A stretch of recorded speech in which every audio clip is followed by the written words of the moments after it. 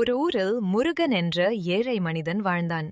நாளும் பசியில் வாடி சாப்பாடு கேட்டு ஊரின் தெருக்களில் மெதுவாக நடக்கிறான். கிராம மக்கள் அவனை நோக்கி சிரித்தே விடுவார்கள். ஆனால் இன்று முருகனுக்கு மனசிலே ஒரு சோதனை பெரிதுதான். இன்னும் சாப்பாடு இல்லாமல் நான் எவ்வளவு நாட்கள் பொறுத்திருக்கிறேன். வேலை கேட்டும் யாரும் கை கொடுக்க மாட்டாங்க. என் வயிற்று பசியால் வாடி வருகிறது. நாளைக்கு நான் வாழ முடியுமா எனக்கு தெரியவில்லை. ஆனால் இன்னும் நம்பிக்கை இருக்கிறது. ஒரு நாள் அவர்கள் உணர்வார்கள். ஐயா, சாப்பாடு கொடுக்க முடியுமா?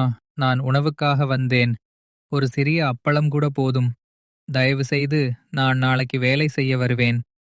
ஹஹ, இந்த ஏழை மீண்டும் வந்தாச்சு. இவன் நாளும் இங்க வந்து சாப்பாடு கேக்குறான். யாரும் இதுவரை உனக்கு சாப்பாடு கொடுக்கல. நீங்க நினைக்கிறீங்களா இங்க யாரும் உனக்கு உதவுவாங்க? நாங்க இன்னும் சிரித்து ரசிப்போமே. நீங்க எப்போதும் பசி கொடுமை கொண்டு நடக்கிறீங்க. இதெல்லாம் நீங்க தான் தவிர யாரும் உணர மாட்டாங்க. அவனே ரொம்ப பசிக்கே பழகினான். நீங்க கிளம்புங்க, எங்கும் சாப்பாடு இல்லை. உனக்கு வேலை இல்லாதவன் வரவேண்டாம். எல்லாரும் உங்களுடைய பசிக்கு சிரிக்கிறோம். சாப்பாடு கேட்க வராதீங்க. இங்க யாருக்கும் உனக்கு என்ன வேண்டுமோ அது தரமாட்டாங்க. நீங்க மட்டும் பசிக்கே பாதிக்கப்படுவீர்கள். முருகன் அடுத்த வீடு நோக்கி மெதுவாக நடந்து மனதில் புலம்புகிறார். நான் ஒரு நாள் அவர்கள் உணர்வார்கள். பசியின் அருமையும் உணவின் மதிப்பும் நான் நின்ற நிலைமையைப் போலவே அவர்களுக்கும் தெரியும். நான் இன்று சோம்பேறிகளிடம் சாப்பாடு கேட்டு திரும்பினாலும் நாளை அவர்கள் உணர்வார்கள். நான் இன்னும் நம்பிக்கை வைத்திருக்கிறேன். இவனே நேற்று பிச்சை கேட்டவன். இன்று கூட சாப்பாடு கேட்க வந்தாச்சு. யாரும் உனக்கு எதுவும் தரமாட்டாங்க. நீங்க நினைக்கிறீர்களா இங்க யாரும் உனக்கு உதவும்? கிளம்புங்க, இன்னும் உங்களுடன் நாங்கள் சிரிக்கிறோம். முருகன் பசியால் மெதுவாக நடக்கிறான். கிராம மக்கள் சிரித்துவிட்டாங்க. யாருக்கும் தெரியாத ஒரு வாய்ப்பு அருகில் வந்து கொண்டிருக்கிறது. முருகன் இதை கவனித்தாலும் அவருக்கு இன்னும் புரியவில்லை. ஒரு மனிதன் பசியில் வாடும்போது அவன் மனசு என்ன நினைக்கும் தெரியுமா? அவன் சாப்பாடு மட்டுமல்ல, இந்த உலகமே அவனை மறந்துவிட்டது என்று நினைக்க ஆரம்பிப்பான். இப்போ முருகன் அந்த நிலைக்கு வந்திருக்கான். கிராம மக்கள் அவனை துரத்திவிட்டார்கள். பசி அவனை உடலால் மட்டுமில்ல, மனசாலும் தள்ளிக் கொண்டிருக்கிறது. இப்போ அவன் ஒரு கிணற்றடியில் உட்கார்ந்திருக்கான். ஆனால் அவன் சொல்வது சாதாரண வார்த்தை இல்லை. அது ஒரு விதிமாறும் வார்த்தை. என்னடா இது வாழ்க்கை? ஒருவேளை சாப்பாடு கேட்டேன், அதுக்கும் இவ்வளவு அவமானமா? நான் யாரிடமாவது கெஞ்சிக்கிட்டே இருக்கணுமா? நான் வேலை செய்ய தயார், நான் உழைக்க தயார். ஆனா இந்த ஊர் மக்கள் எனக்கு ஒரு வாய்ப்பு கூட தரமாட்டாங்க. நான் கேட்கறது சாப்பாடு மட்டும்தான். அது கூட இவங்களுக்கு அதிகமா தோணுது. நான் இப்போ இந்த கிணற்றடியில உட்கார்ந்து தண்ணீர் குடிக்கிறேன். இந்த தண்ணீர் தான் எனக்கு இப்போ உணவு மாதிரி. ஆனா அந்த வீடுகளில் இருக்கும் சாப்பாடு, அதை அவர்கள் வீணாக்குறாங்க. நான் கேட்டால் தரமாட்டாங்க. என்ன ஒரு கொடுமை இது! இவர்களெல்லாம் ஒரு நாள் பசியால் வாடணும். அப்பதான் தெரியும், ஒரு மனிதன் சாப்பாடு கேட்கும்போது அது அவமானம் இல்ல, அது அவன் உயிரை காப்பாத்திக்க வேண்டிய நிலை. அப்பதான் இந்த மக்கள் உணவின் அருமையை புரிஞ்சுக்குவாங்க. பசியின் வலி என்னன்னு உணர்வாங்க. நான் இப்படிதான் இருக்கணுமா? இல்ல நான் வாழ்க்கையில ஒரு மாற்றம் செய்யணுமா? என்னாலையும் ஏதாவது பண்ண முடியும். ஆனா எனக்கு ஒரு வாய்ப்பு வேண்டும். ஒரு சின்ன வாய்ப்பு மட்டும் கிடைச்சா இந்த ஊரே என்னை வேற மாதிரி பார்ப்பாங்க. ஆனா அந்த வாய்ப்பு எங்க இருக்கு? நான் எங்கே போய் தேடுவது? என் வாழ்க்கை இங்கேயே முடிஞ்சிருமா? இல்ல இன்னும் ஏதாவது நடக்கப் போகுதா? முருகன் மனசு உடைந்து பேசுறான். அவன் வார்த்தைகள் சாதாரண புலம்பல் மாதிரி தோன்றலாம். ஆனா சில நேரங்களில் இப்படி பேசுற வார்த்தைகள் வாழ்க்கையை மாற்றும் சக்தி கொண்டது. அவன் கேள்விகளுக்கு பதில் வரப்போகுது. அவன் எதிர்பார்க்காத இடத்திலிருந்து. அவன் வாழ்க்கை இப்போ ஒரு திருப்புமுனைக்கு வரப்போகுது. ஒரு மனிதன் வாழ்க்கையில் சில சமயம் ஒரு சின்ன போர்டு, ஒரு சின்ன வார்த்தை, ஒரு சின்ன சம்பவம் அவன் எதிர்காலத்தை முழுக்க மாற்றிவிடும். முருகன் இப்போ அந்த நிலையிலதான் இருக்கான். பசியால் உடல் நடுங்குது. மனசு உடைந்து போயிருக்கு. ஆனாலும் அவன் கால்கள் அவனை எங்கோ இழுத்துக்கிட்டு போகுது. அவன் கண்களில் இனிமேல் கண்ணீர் கூட வர. சரி, இங்க உட்கார்ந்து அழுது என்ன பயன்? பசி போறதா? இல்லை வாழ்க்கை மாறப்போகுதா? நான் கேட்டதுக்கு எதுவும் கிடைக்கல. அதுக்காக நான் இங்கேயே உட்கார்ந்து முடிஞ்சிட போறேனா? என் வயிறு எரியுது, என் தலை சுற்றுது. ஆனாலும் நான் இன்னும் நடக்கணும். இன்னும் ஒரு வீட்டுக்கு போய் கேட்டு பார்ப்போம். இன்னும் ஒரு முயற்சி. இன்னும் ஒரு வாய்ப்பு. ஒரு நாள், ஒரே ஒரு நாள். நான் நல்லா வாழுற நாளை பார்க்கணும். அந்த நாள் வராம போனா கூட பரவாயில்லை. முருகன் நடக்கறான். ஆனா அவன் நடக்கிற ஒவ்வொரு அடியும் அவனுக்கு வலிக்குது. அவன் கால்களில் செருப்பு இல்லை. கால் முழுக்க புழுதி, காயம். ஆனாலும் அவன் நிற்கல. ஏன்னா பசி நிறுத்தாது. பசி ஒரு பேய் மாதிரி. அது உன்னை ஓட வைக்கும், இல்லனா உன்னை உயிரோடு இருக்க விடாது. அப்போதான் அவன் கண்களில் ஏதோ ஒளி பட்டது. சாதாரண ஒளி இல்லை, ஒரு பெரிய போர்டு, கிராமத்தின் எல்லையில். அந்த போர்டு அசைவது போல காற்றில் ஆடிக்கிட்டே இருந்தது. முருகன் முதலில் கவனிக்கல. ஆனா அடுத்த நொடியில் அவன் கண்கள் அப்படியே நின்றுடுச்சு. என்ன இது? புதிய பிட்சா கடை. விரைவில் ஆரம்பமாக உள்ளது. பீட்சா கடையா? இங்க இந்த ஊர்ல? யார் ஆரம்பிக்க போறா? ஏன் இந்த ஊர்ல? இங்க இருக்கிறவங்க எனக்கு ஒரு கஞ்சி கூட தர மாட்டாங்க. ஆனா இங்க வந்து பீட்சா சாப்பிட போறாங்களா? அப்படின்னா இங்க பணம் இருக்கா? இங்க வியாபாரம் நடக்குமா? அட, நானும் இத மாதிரி ஏதாவது ஆரம்பிச்சா நான் கூட நல்லா வாழலாம் இல்லையா? ஆனா நான் யாரு? என் கையில என்ன இருக்கு? சாப்பாடு கேட்டு திரியறவன் ஒரு பீட்சா கடை ஆரம்பிக்கணுமா? இதுக்கெல்லாம் முதலீடு வேணுமே, இடம் வேணுமே, மா, சீஸ், சாமான் எல்லாம் வேணுமே. நான் கனவு காண்றதுக்கே தகுதி இல்லாதவன் மாதிரி இருக்கே. ஆனா என் மனசு ஏன் இப்படி துடிக்குது? ஏன் இந்த போர்டு என்ன கூப்பிடுற மாதிரி தெரியுது? முருகன் அந்த போர்ட பாத்துக்கிட்டே நின்னான். அவன் கண்களில் ஒரு வித்தியாசமான மாற்றம். அது ஆசை இல்லை, அது கனவு இல்லை, அது பசியால் உருவான ஒரு புது தைரியம். ஆனா அவன் இன்னும் புரிஞ்சுக்கல. அந்த போர்டு அவனுக்காக இல்லேன்னு நினைச்சான். ஆனா உண்மை என்ன தெரியுமா? சில சமயம் வாழ்க்கை நம்மள தள்ளி தள்ளி தொரத்தும். அப்புறம் ஒரே நொடியில் தூக்கி உயர்த்தும். முருகன் போர்ட பார்த்து பேசிக்கொண்டே இருக்க, அப்போ ஒரு கார் சத்தம். என்னடா இது? இந்த ஊருக்கு இப்படி ஒரு கார் வருதா? இந்த ஊர்ல எல்லாம் சைக்கிள் தான் அதிகம். சில பேருக்கு பைக் இருக்கும். ஆனா இது பெரிய காரு. இது யாரு? இந்த ஊர்ல யாருக்கு இவ்வளவு வசதி? அட, அந்த போர்டு, பீட்சா கடை, இந்த காரு, இதெல்லாம் ஒரே நேரத்துல நடக்குதே. ஏதோ சம்பந்தம் இருக்குமோ? தம்பி, நீ இந்த ஊர்ல தான் இருக்கியா? நான் உன்னை கொஞ்ச நேரமா கவனிச்சுக்கிட்டே இருந்தேன். நீ வீட்டுக்கு வீடு போய் சாப்பாடு கேட்டதெல்லாம் பார்த்தேன். அவங்க உன்னை துரத்துறதும் பார்த்தேன். ஆனா நீ ஒரு விஷயத்த மட்டும் புரிஞ்சுக்கோ. இந்த உலகத்துல பசியோட இருக்கிறவன் தான் வாழ்க்கைய நஞ்சா புரிஞ்சுக்கிறவன். ஏன்னா அவனுக்கு உணவின் மதிப்பு தெரியும். அவனுக்கு உழைப்பின் வலி தெரியும். நான் இந்த ஊர்ல ஒரு பீட்சா கடை ஆரம்பிக்கணும். அதுக்காக தான் இந்த போர்டு போட்டிருக்கேன்.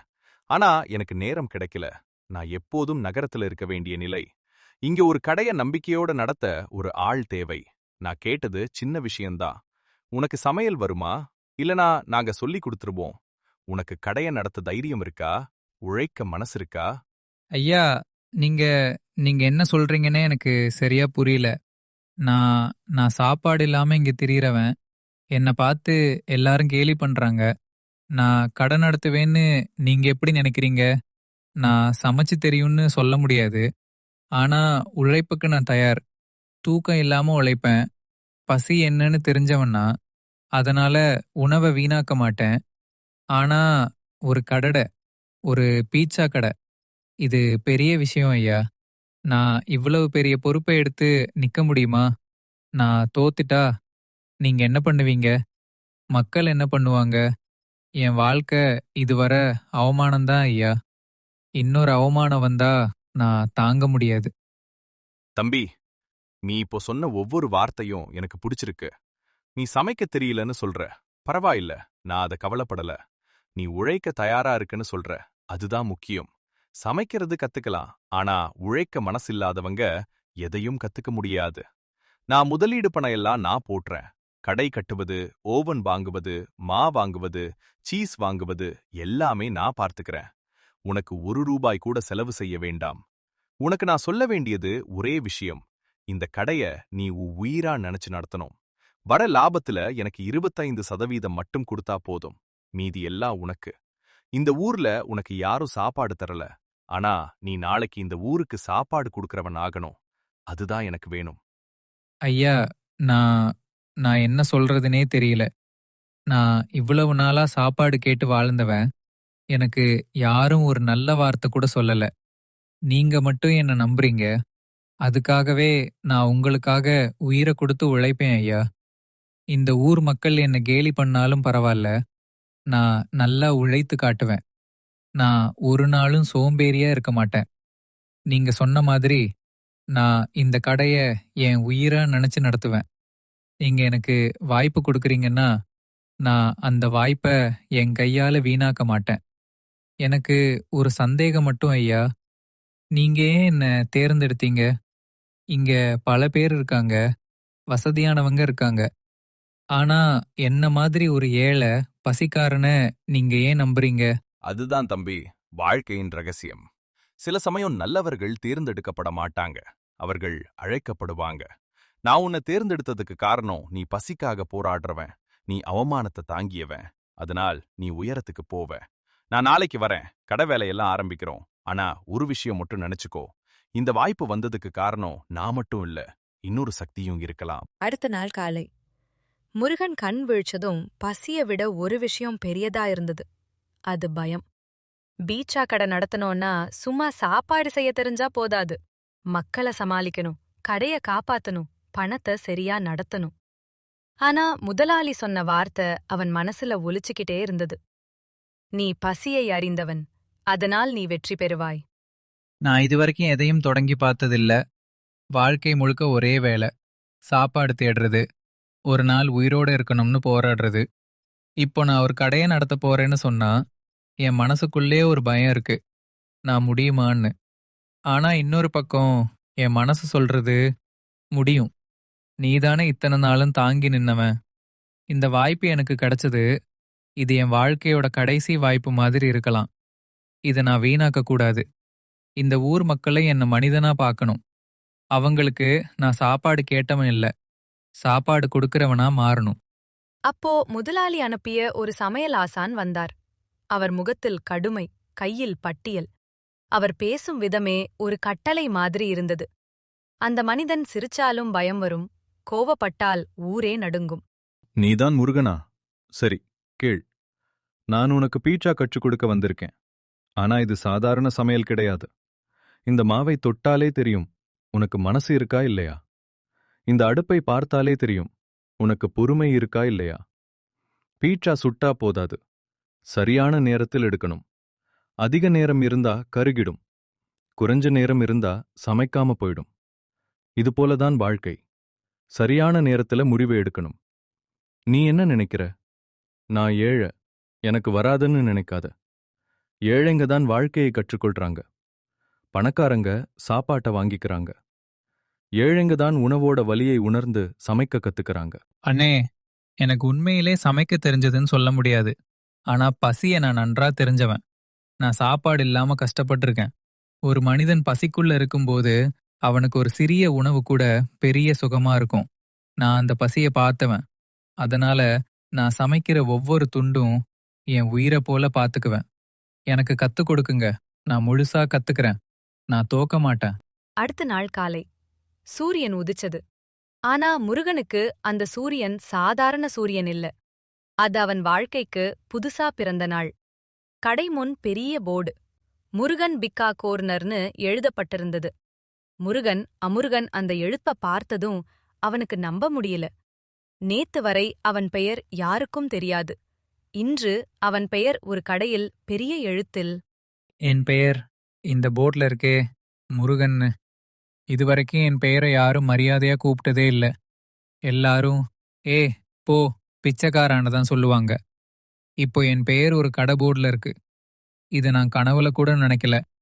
ஆனா இப்போ ஒரு பயம் இருக்கு. இந்த கடைக்கு யாராவது வருவாங்களா? இங்க இருக்கிற மக்கள் என்னை பார்த்து சாப்பிட வருவாங்களா? என்ன கேலி பண்ணினாலும் பரவாயில்ல, நான் நல்லா சமைச்சு கொடுக்கணும். ஒருத்தன் கூட சாப்பிட்டு சந்தோஷப்படணும். அதுதான் எனக்கு வெற்றி. அப்பதான் தெருமுனையில் சில பெண்கள், சில ஆண்கள் கூட்டமா நடந்து வந்தாங்க. அவங்க கடைக்கு வாங்க வரல, கேலி பண்ண வராங்க. முருகன் கடைய பார்த்து அவங்க முகத்தில் ஒரு சிரிப்பு. அது சந்தோஷ சிரிப்பு இல்லை, அது நஞ்சு கலந்த சிரிப்பு.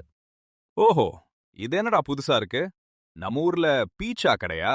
அதுவும் யார் திறந்திருக்கான் தெரியுமா? நேத்து வரைக்கும் வீட்டுக்கு வீடு போய் கஞ்சி கேட்ட முருகன். அடப்பாவி, இவனுக்கு இவ்ளோ தைரியம் எங்க இருந்து வந்துச்சு?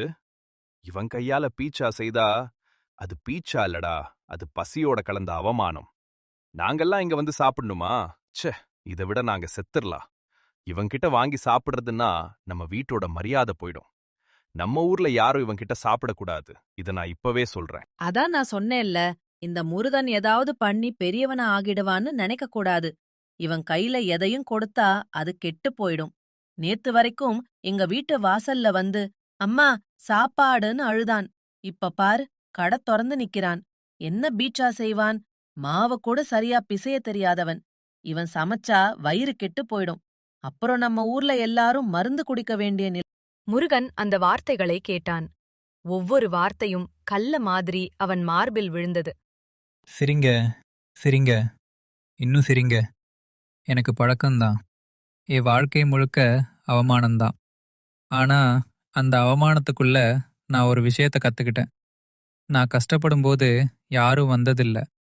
நான் பசியோட இருந்தப்போ யாரும் சாப்பாடு தரல. இப்போ நான் கடை திறந்திருக்கேன். நான் முயற்சி பண்றேன். அத கூட இந்த மக்கள் பொறுக்க மாட்டாங்க. ஆனா நான் பேச மாட்டேன். நான் சண்டை போட மாட்டேன். நான் வெற்றி அடைச்சு காட்டுவேன். ஒரு நாள் இவங்க எல்லாரும் இந்த கடையின் வாசலில நின்று முருகா ஒரு பீட்சான்னு கேட்பாங்க. அந்த நாள் வரும். அந்த நாள் வரும்போது நான் இவர்களிடம் பழிவாங்க மாட்டேன். ஆனா அந்த நாள் வந்தால் இவங்களுக்கு உணவின் அருமை புரியும். பசியின் வலி புரியும். அப்போதான் என் வாழ்க்கை முழுசா வெற்றியாகும். முருகன் கடைய திறந்த நாள் அவனை எல்லாரும் கேலி பண்ணிட்டு போனாங்க. ஒரு வாடிக்கையாளர் கூட இல்ல. அவன் தனியா நின்னான். ஆனா வாழ்க்கை என்ன தெரியுமா? ஒரு மனிதனை எல்லாரும் அவமானப்படுத்தும்போது அந்த மனிதனுக்காக ஒரு சக்தி எங்கிருந்தோ எழுந்து வரும். அந்த நாள் இந்த கிராமத்துக்கு ஒரு விசித்திரமான நாள். காற்று மெதுவா ஆரம்பிச்சது. அடுத்த சில மணி நேரத்துல அந்த காற்று தண்டனை மாதிரி